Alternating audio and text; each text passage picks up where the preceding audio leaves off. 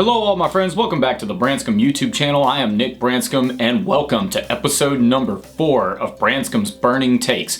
With each of these Branscome Burning Takes episodes that I've done, each one has gotten a little bit more views than the last one, so hopefully I can keep that upward trajectory going, and hope you guys are continuing to enjoy the content. So today's episode is movies. So let's get right into this Hollywood fiasco.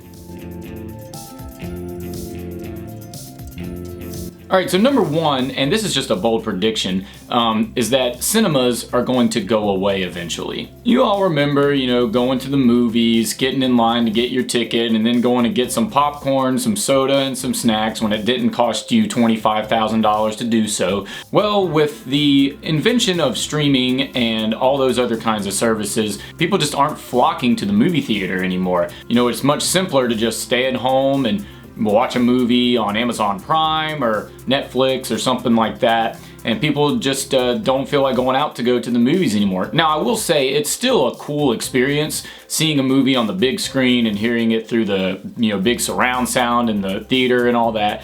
But people just aren't flocking to the theaters to see a big release anymore. A lot of big releases are being released straight to streaming and stuff like that. So I still think that they'll stay around, kind of like a novelty sort of thing like you have with drive-in theaters and stuff like that. There are some still around here and people do like to go have that experience, but I don't think it'll be like one of those go every weekend and do it sort of things. It might be more of a once a year type of thing. And of course, I can't speak for everybody, but because there are film buffs that still love going to the theater and seeing every new release and stuff like that. But I just think that over time, you're gonna start to see less and less cinemas around here.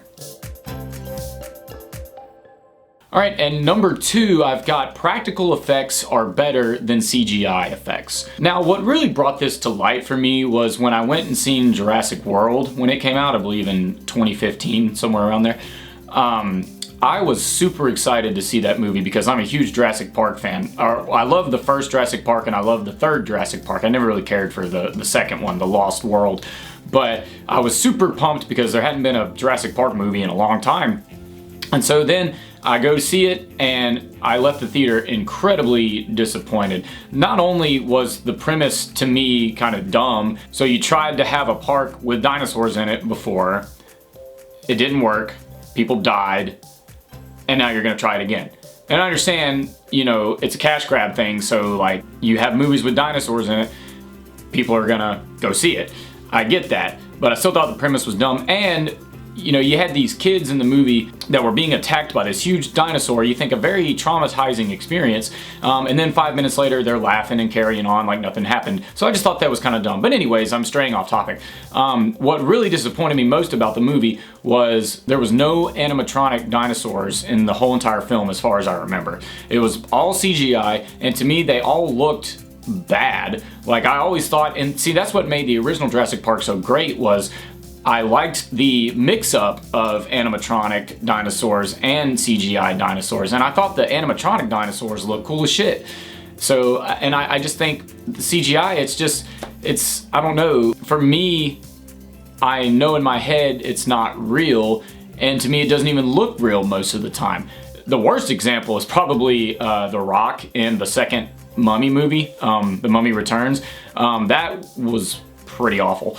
But one example of where practical effects to me are really effective is with a film like The Exorcist, the original Exorcist. I mean, her grotesque image, the Linda Blair, the girl that played the possessed girl in the movie, she terrified me for years. Like, 'cause I saw that movie when I was young, when I was probably 10 or 11 for the first time, and I loved it, but just the image of her really, really creeped me out. It wasn't even the whole, like, getting possessed by a demon factor or whatever. It was just the image of her was always so disturbing, and that was practical effects. Makeup artists, like, working on her for probably, I don't know, the first half of the day of shooting just to get that makeup right and everything.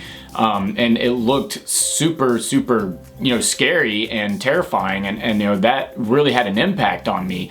And another example that I think is really good that a lot of people might disagree with me on is the original Evil Dead movie, which I love as well. But all the effects were practical and cheap because they didn't have a budget for that movie, like at all, hardly.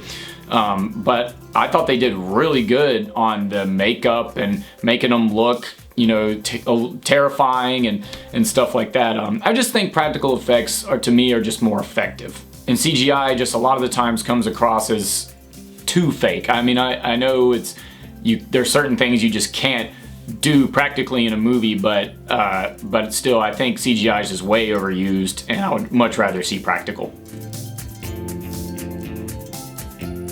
All right, number 3, I've got all of these Hollywood remakes are lame. I can't tell you how frustrated I get with seeing a next big movie and it's just a remake of a movie that was already good, that didn't even need to be remade. I know I keep harping back to horror movies, but Halloween, you know, when Rob Zombie remade Halloween, I was like, why?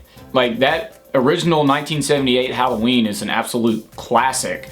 Why do you need to remake it? And I didn't even think the remake was all that good. I mean, I kind of liked him diving into Michael's backstory a little bit, but then again, that just takes away the mystery of Michael Myers. And overall, I just thought it was way too over the top, and like, you know, the word fuck was used every 5 seconds, and, you know, it just got annoying. But, you know, there's so much stuff being remade, and it's just very unnecessary. There's so many classic movies out there that don't need to have a rehash. And I know, once again, I'm harping back to horror, but there's been a lot of horror remakes.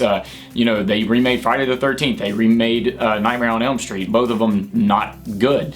They remade The Evil Dead. Once again, not great. I will say this, I have seen quite a few remakes of movies, unfortunately, and there is one that actually is pretty good. I'll give it its credit where credit is due. It's the remake of the Texas Chainsaw Massacre that had Jessica Biel in it. I think it came out around 2003, something like that. But that remake actually was I felt pretty good. But it still didn't beat the original 1974 Tobe Hooper Texas Chainsaw Massacre. Yeah, so you're getting a lot of horror remakes, and you know, there's some other remakes that are I'm drawing a blank on some other remakes from different genres and stuff like that, but it's mainly horror. There's so many classic horror movies that don't need to be touched and just need to be left alone, and I wish Hollywood would just keep it at that. Psych. No, I love Quentin Tarantino. He's probably actually my favorite movie director. I just wanted to see if anybody would read that title and get upset by it. Yeah, I remember the first time I ever watched Pulp Fiction, and I was at my buddy's house, and he had already seen it before. I had not seen it yet. He went on to bed like halfway through the movie, and I was like, hell no, I'm staying up to watch this. This is, you know, interesting the shit out of me. And then, of course, I went and watched Django Unchained, and then Inglourious Bastards, The Hateful Eight.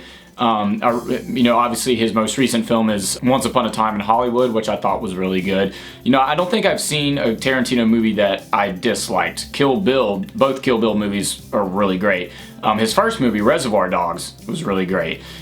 He just has a way of filming that's just over the top, but still really good. He's got humor in there that's cleverly placed. You know, it's just he's got a crazy vision, and you know, he's not afraid to offend some people either, but and he's not afraid to go over the top with violence. But I just think his movies are great. They're so entertaining to watch. They keep me interested, and love you, Quentin.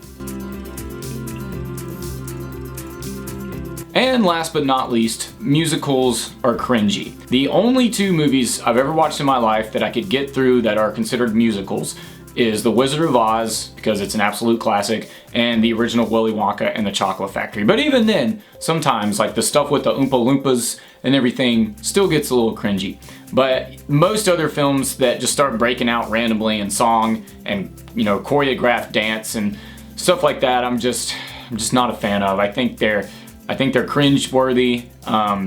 You know, it takes away from my interest of the actual plot of the film or the way that the movie's flowing. Not saying that the actors/singers or dancers aren't talented in musicals, but it just kind of, you know, starts to annoy me after a while of just, you know, getting into the flow of a movie, and then all of a sudden they just start randomly breaking out in song. But hey, you know, musicals are still very popular and more power to people that enjoy them, but me, not so much. All right, well, thank you guys so much for checking out episode 4 of Branscome's Burning Takes. I didn't have any suggestions this past week, but if you do have a suggestion for the next episode, leave it in the comments section and I will take it into consideration and give you a shout out if I choose your suggestion.